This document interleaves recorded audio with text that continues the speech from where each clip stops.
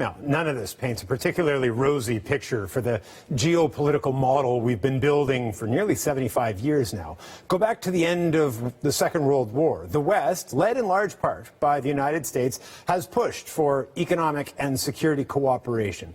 With every move, whether it's NATO or NAFTA, it sure feels like the Trump administration is unwinding those decades of policy. Let's bring in Jasmin Mujanovic, a political scientist with a focus on Southeast European politics. He's also the author of a new book on the crisis of democracy in the Balkans. Jasmin, when you look at not just this past week, but these past months of slow chipping away at those pillars that we've been building for these years, how concerned are you? How concerned should we be? I'm very concerned, and I think everyone who has a stake in the persistence of liberal internationalism and democracy and free trade and all of these things that we've begun to take for granted, the generations have grown up taking for granted, I think is really being unraveled in a really fundamental way. So much so that even if Canada and the United States and the EU do sort of walk back from the brink of this impending trade war, confidence in this kind of international order will be fundamentally shaken in a way that I don't think anyone had ever anticipated. Certainly not when, at the end of the 80s and early 90s, people were writing about the end of history. So I think this is a really fundamental, a really tectonic shift in world history. And I think one of the most interesting things, you wrote a little Twitter essay on this yesterday that our senior producer, Kirsty, and I both noticed, and we're really struck by the tone in which it was trying to say, listen, you guys, this matters. This isn't just a little trade tiff. There's a bigger, broader issue at hand here. Do you think people in America, in the world really, understand the fundamentals at play and how serious, as you call it, a tectonic a shift this may be?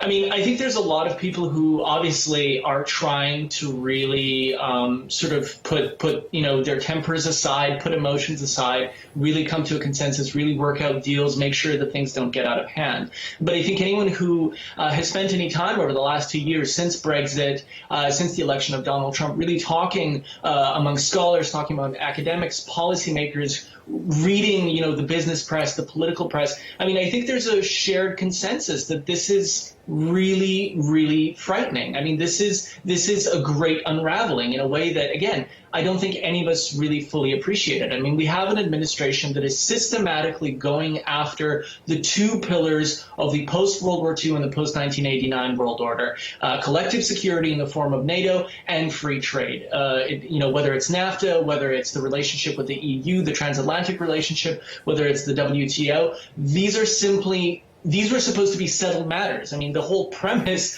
of sort of the 21st century was that, at least in the Western world, these were settled matters. And the last time that these were not settled matters, at the risk of sounding quite alarmist, was, in the 1920s and the 1930s and the 1940s. And unfortunately, we know how that period ended.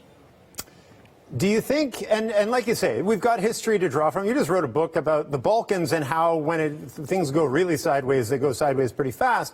Do you get the sense that this can still be patched up, that we can, friends disagree and we're going to, we've heard a lot of that kind of talk from the Mnuchins and the Trumps and the Larry Kudlows of the world in the last 24 hours.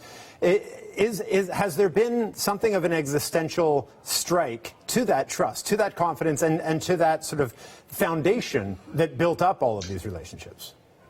I fear there has been, or at the very least, I think we need to proceed, those of us who work in policy in any shape or form, or take sort of the integrity of global democracy and global politics seriously. I think we do need to proceed on the basis that there has been an existential strike, as you call it. I think over the next few years, we're going to see more and more serious moves by the Europeans towards developing their own security structures outside of NATO, the emergence of a European army, which is something that the United States historically has been very much against. I think we're going to see the relationship between Canada and the EU deepen for the same reason that the United States is no longer a reliable partner.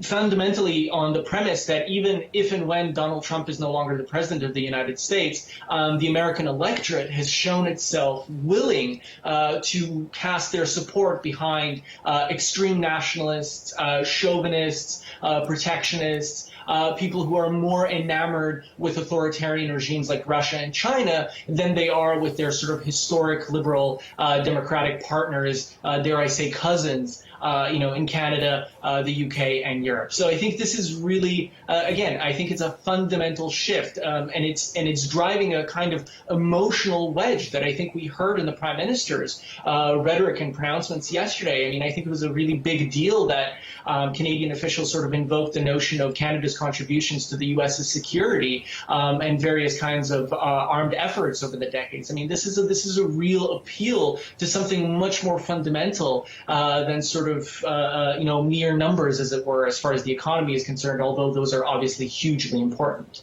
Indeed they are. I'm glad we were able to get this on the show. Jasmin, thanks so much for making the time today. Jasmin Mujanovic, a political scientist and author of a new book on the crisis of democracy in the Balkans.